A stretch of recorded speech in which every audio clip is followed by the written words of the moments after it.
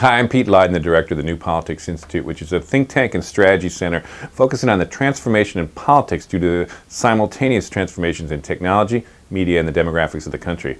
Now, there's been an explosion of web video across the country, and it's been affecting the whole mediascape, but it's also affecting politics. And so what we're going to do here is break down the different categories of the kinds of things that are happening in politics on the web, and we'll kind of tee them up, give you a little flavor of that, and then make sense of all this craziness out there. To pull this off, we partnered with PoliticsTV.com. Both organizations thought through what are the categories that are emerging now as the key categories that are starting to affect politics. And what we did is we thought about why they're important, framed them up, and basically now I'm going to lay them out to you. Political web video has been around since the 90s, but it was 3 videos in the past year that really put the medium on the map. The macaca video, the presidential announcement videos, and most recently, the 1984 mashup videos. So NPI and PoliticsTV.com thought the time was right for this video cheat sheet for those who haven't been following the space the way we have over the years. We start with the granddaddy of them all. The way back in web history, back to 2004 when Move On did its visionary project of Bush in 30 seconds. This was an effort to get regular people to submit 30-second ads about President Bush. As it turned out, they got 1,500 of these ads, and they let their members then vote on the best ones, and the best ones rose to the top, and they got the top 10, the top one trying to get on national television, but that's a whole other story. What it did preface is this idea of just regular people using basic digital video tools and editing capability, putting up very, very high-quality, professional-looking videos, and then putting them on the web for everyone to see, not dependent on what's going to come on to broadcast television. This, again, is where it's all going, but it was 2 years ahead of its time. Take a look. If elected, I'll lie about weapons of mass destruction as a pretext to invade another country. I'll call myself an environmentalist, then gut clean air standards. Our allies will go from respecting us to hating us, and I don't care. I'll leave no child behind, unless they can't afford it. I promise to keep you in a state of fear and anxiety, so you never question what we're doing. And if you do, we'll call you unpatriotic. Bring 'em on. Let's take the category of announcements, as in presidential announcements. We've watched, even this cycle, a lot of presidential candidates make their announcement on the web. Why do they do it that way? Well, because they can say exactly what they want to say for as long as they want to say it. They don't have to go through the filter of the press. And in fact, they can have people watch it again and again and again as long as they want. And the kicker is the whole media has to still take that as a news event, take a snippet, and put it into their regular stories anyhow. Let's take a look at a couple of them. As many of you know, over the last few months I've been thinking hard about my plans for 2008. Running for the presidency is a profound decision. A decision no one should make on the basis of media hype or personal ambition alone. And so before I committed myself and my family to this race, I wanted to be sure that this was right for us, and more importantly, right for the country. I announced today that I'm forming a presidential exploratory committee. I'm not just starting a campaign, though. I'm beginning a conversation. So let the conversation begin. I have a feeling it's going to be very interesting. Gotchas have been part of TV politics going back to the very first TV campaigns, but web video politics has taken it to a whole new level. Today's reality of cameras everywhere, even in cell phones, and free worldwide distribution via YouTube led Senator Barack Obama to say that running for president in 2007 and 2008 is a little like being on the show Survivor. From the Dean Scream to Macaca to the so-called Bush-Lieberman kiss, candidates would be smart to realize that anything they say and do can and will be used against them. So here are some of the most infamous gotcha web videos to date. I believe that abortion should be safe and legal in this country. I have since the time that my mom took that position when she ran in 1970 as a U.S. Senate candidate. I believe that since Roe v. Wade has been the law for 20 years, that we should sustain and support it. And I sustain and support that law and the right of a woman to make that choice. Maybe you could tell me what you think of this set. I like that. This may be the best of all.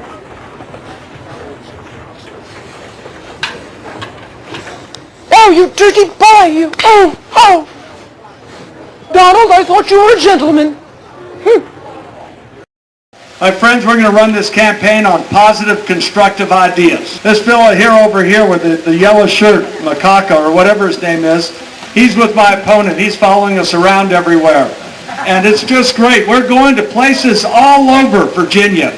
and he's having it on film, and it's great to have you here, and you show it to your opponent because he's never been there and probably will never come. So it's good for you. In the real world. So welcome. Let's give a welcome to Makaka here. Welcome to America and the real world of Virginia. YouTube and web video has been called an opposition researcher's dream, and to some extent that's true.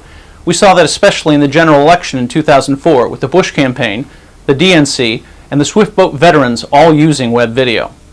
But the story so far in 2007 has been Republicans using opposition research videos against other Republicans. One exception to the Republican on Republican dynamic here is therealmccain.com, where filmmaker Robert Greenwald has done a classic comparative ad on Senator McCain's inconsistent statements on Iraq and other issues and spliced them together. Here are some of those. I promise to tell the truth always about my intentions and my beliefs. The success will be fairly easy. I believe that we can win an overwhelming victory in a very short period of time. Easy. It was easy. I knew it was probably going to be long and hard and tough, and those that voted for it and thought that somehow it was going to be some kind of an easy task, then I'm sorry they were mistaken.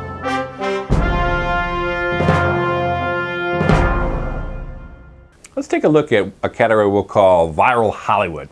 This is an example where you got Hollywood talent, like the actors, and you got Hollywood workers, the producers, directors, and film folks, come together to create a video that goes viral on the internet, in fact, goes into the general media sphere of traditional television as well. The classic of this one is Will Ferrell's impersonation of George Bush in the 2004 election on his White House West. People love that thing. They never once paid to put that on TV, but because it was so interesting and funny, it actually took off and went all over the place. Let's check it out. I'm George W. Bush, and I approve this message. In fact, I think it is awesome. I'd like to bring to light a terrible thing that liberals are trying to do to you. They're trying to encourage people to vote. Oh my God. I mean, ever since this country was founded 1,000 years ago.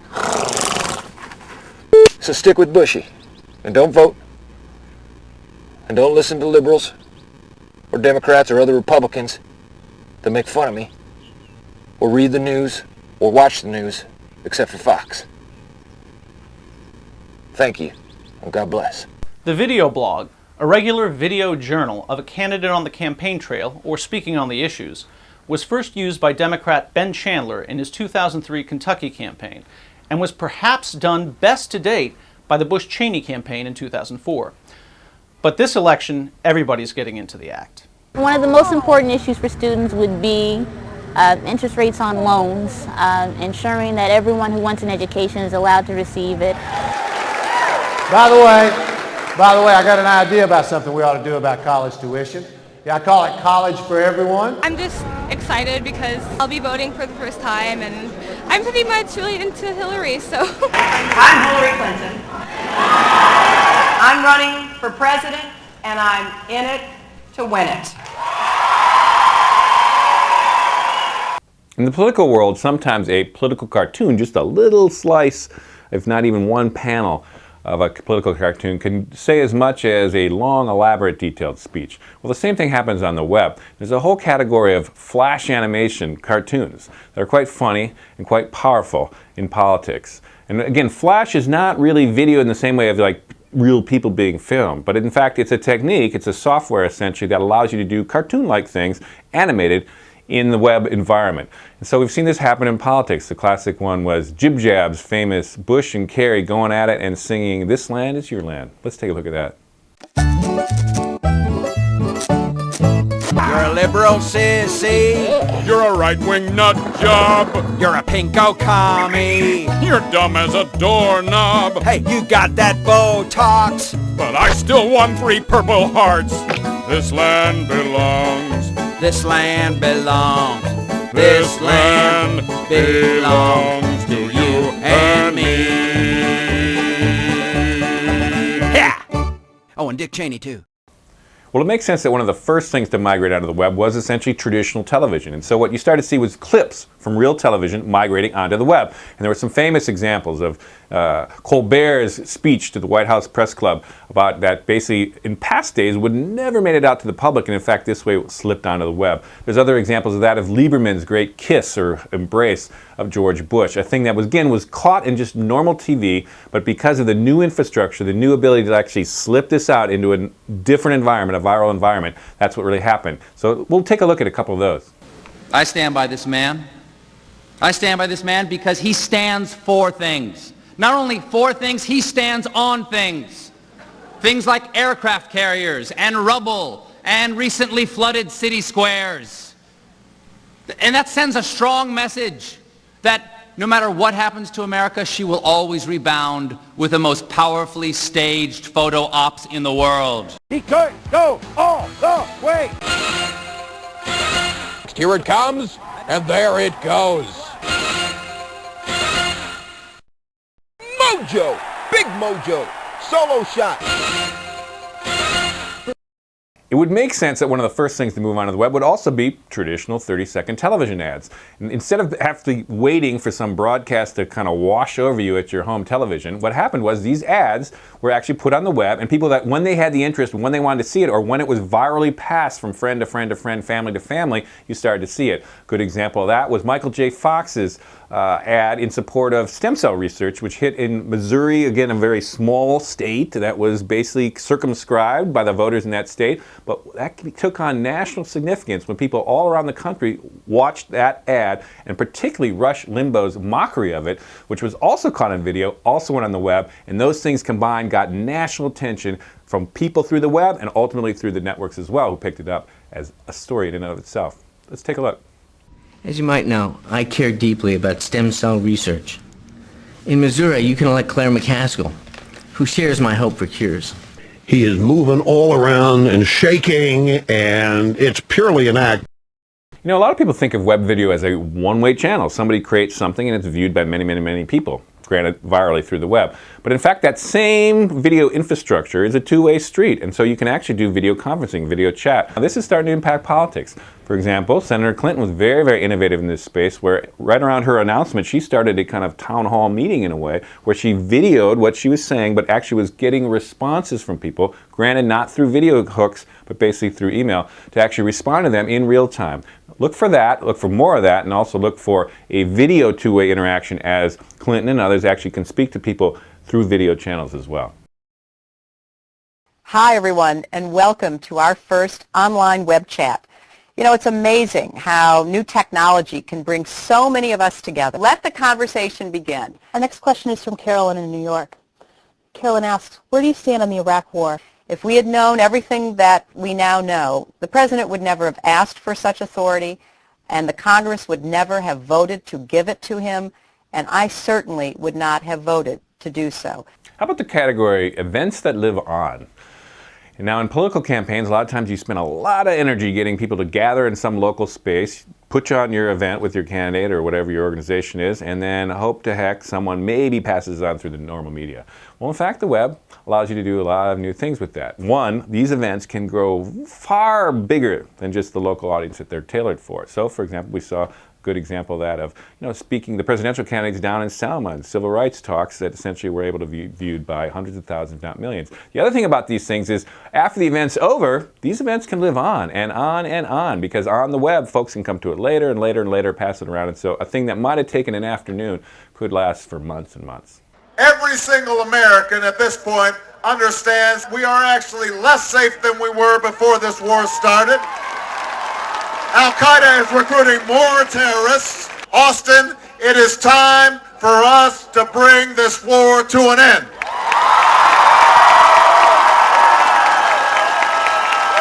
We came today to talk about what's happened with Elizabeth and what's happened with her health situation.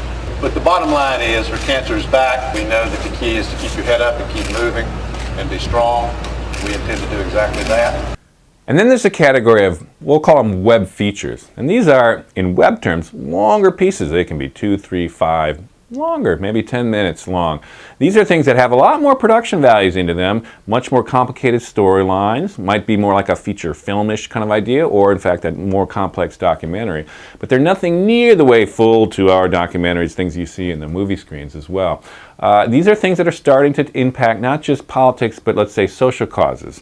One that comes to mind is Free Range Studios' version of taking a documentary view from the future, 2050, looking back on how we changed our energy situation and stopped climate change. Today, it is impossible to imagine the magnitude of the climate crisis that faced humankind just 50 short years ago. The year 2005. A relentless campaign by oil and coal companies designed to raise doubts about the existence of climate change has finally failed.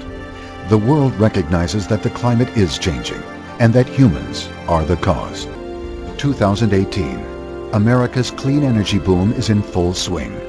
1 in 3 new American jobs is in the clean energy sector. The world's largest economy goes from being the climate's worst enemy to being the driving force behind its salvation. Today, the worst fears of climate change are behind us, and it all began in 2006 when Americans joined forces and took action to create a sustainable, prosperous future. But it really happened. So that's our overview of how various categories of web video are really impacting on politics. This is something that you can keep looking at and learning about at the New Politics Institute website, where we have various pieces on this and a whole new series called Reimagining Video, how we really think through the new implications of how you use video in politics in this new political environment that's emerging today. You can see that at newpolitics.net. The other place to go is to politicstv.com. They're our partners in putting together this new report on web video. You can go there. They actually have all the greatest hits. A lot of the greatest hits we saw here today. You can see them as they pile up, and they categorize them, archive them for the long term. Plus, they've got a new series now that every week they're going to be taking the top 10 political videos in these categories and putting it out for everybody. It's a great place to stay abreast of this rapidly changing world. Thank you.